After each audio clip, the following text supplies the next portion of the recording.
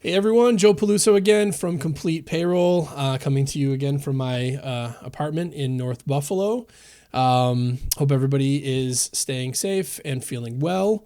As you know, Complete Payroll has committed ourselves to keeping everyone informed and entertained, hopefully, during this unprecedented period that we find ourselves in, this pandemic that has sort of taken everything over. We've always been committed to producing content that is valuable to people who manage workforces and own businesses, and this is just an extension of that. We've been reaching out to business owners, HR professionals, basically anybody who is in charge of managing people, to come on and sort of share their unique perspective on what's been going on. And I'm very, very excited to have on one of my dearest friends and somebody who I've worked with for a long time and have just think the world of, Lauren Molenda, who is a partner at Riveter Design in Buffalo, New York. We're speaking from a very safe social distance of about 10 miles. I'm in North Buffalo. She's in East Aurora, I believe. Lauren, thanks so much for hopping on with me. Hey Joe, thanks for having me. Of course, my pleasure, my pleasure. How you guys? I guess I'll start the same way I start all of these, the same every conversation I've had for the past 3 weeks, I guess. But how are you holding up? We are doing really well. Both my, family here in East Aurora. That's right. That's where we are hunkered down, and also the Riveter team. Yeah. So everybody's hanging in there. How is what's the biggest way that this has all affected? Well, talk about what Riveter does briefly, and then how everything has changed for you in the last few weeks. Sure. Riveter we call ourselves a micro agency. What that basically means is that we're a non-traditional type of ad agency where most of our team members are we're already, before all of this, virtual employees. They work from home. They work on schedules that fit their lifestyle. And at Riveter, myself and my partner Jordan, we basically manage the client relationship and oversee all of the work that comes in and out of the agency. But we work with people from all over the area. So the remote environment, if we couldn't manage this, then we probably shouldn't be in business, is basically what I've been saying for the past couple of weeks. This is totally our normal. We do have an office where, Jordan and myself and our colleague Meredith go to, a couple of times a week, and we kind of operate it like a co-working space for our employees and our freelancers. So we've shut that down, obviously, for the time being. But in terms of like our actual functioning work, it's more or less business as usual for us. The only thing that we've really seen a shift in is the kind of work that we're doing. Talk about that a little more. Like what? I just elaborate on that. Like what sort of new stuff have you guys been up to? Yeah, so pretty much immediately when everything started to shut down, our clients really took things very seriously, which I commend them for. So they were really on the forefront of having their employees stay home, making sure they were set up for virtual environments.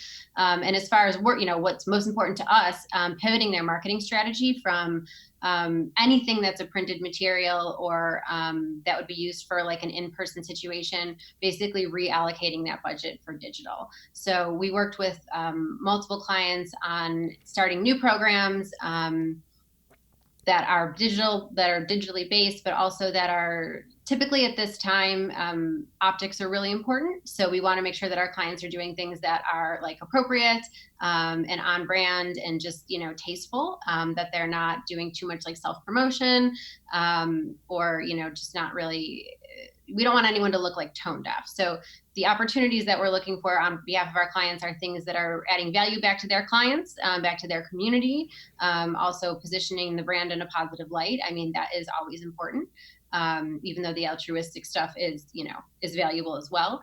And then also we happen to be uniquely positioned where we specialize in nonprofits and foundation work.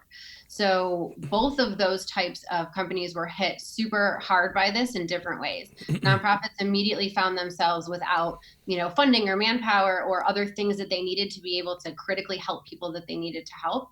and foundations were called on like never before to be able to provide that support to those nonprofits. So because we're so embedded in that community, things got really hot and heavy for us really quick.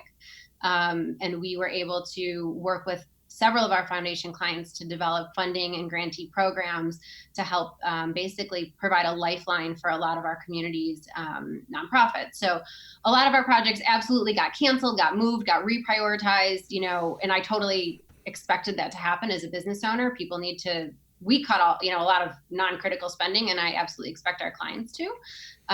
But we were, you know, fortunate, I guess, to be in a position where we could jump in on new initiatives that were all COVID-19 based, while also, you know, what we felt was doing really valuable work in our community. That's great. It sort of nicely leads into the next thing I was going to ask you was, you know, everybody's just so concerned with the negative aspects of this, and everyone's really bogged down by that. I've been trying to shine a light on some of the more sort of positive unintended consequences of this. Have you had any of those? And if so, like what are some of the silver linings to this, I guess, if you can identify any? Yeah, I'm actually probably a perfect person to give you a transparent answer to that question, because you know, as a business owner and also just a human, I'm a pessimist. I run worst case scenarios. I think about, you know, how bad could this be? How long could it last? How are we going to stay afloat? Like those are the things that easily go through my brain during this time. So it's been something that I've really tried to focus on, which is finding the positives in everything, just because, you know, that's how, it's not necessarily how I'm wired. I want to make sure that I've blocked and tackled anything that could hit our business at any point in time, right? So this has been interesting for me to really find those nuggets of like hopefulness and helpfulness in all of this. And I think because so much of our work is community based and with organizations that help in the community, that's been really easy. But you know, it comes down to little things, the same things that everyone has been reading and blogging about for days and days. And I'm sure everybody who might be watching this is tired of people saying, you know, get out of bed and take a shower and make sure you're dressed and give yourself a routine and like all of that. You know, we try to just be kind of a beacon of light and energy for our clients, to come to meetings, you know, with a great attitude, with great ideas, with things that they might not have thought of, and just, you know, helping them keep going. We've been able to bend from, you know, a business standpoint a little. If a client of ours is in trouble but still needs to get things done, then we're happy to work with them. So I think it's just a combination of, I think everybody's offering each other like a lot of grace during this time. And, you know, some room to kind of to pivot, to mess up, to try new things, to be scrappy. And, you know, that's been really like motivating for us.